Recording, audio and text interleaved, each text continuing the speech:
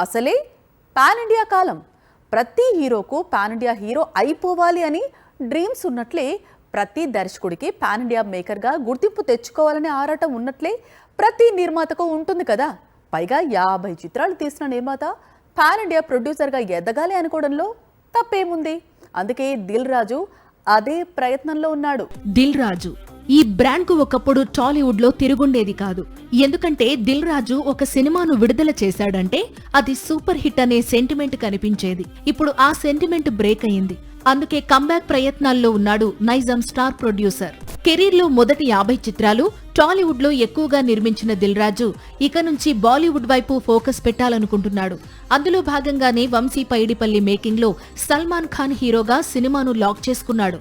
April నుంచి ఈ cinema sets పైకి వెళ్లనుంది. వచ్చే ఏడాది ఈద్ కానుకగా థియేటర్స్ కు రానుంది.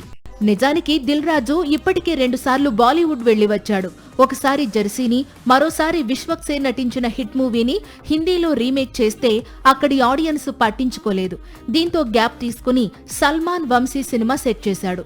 త్వరలో సంక్రాంతికి వస్తున్న మూవీని హిందీలో తీసేందుకు సిద్ధమవుతున్నాడు.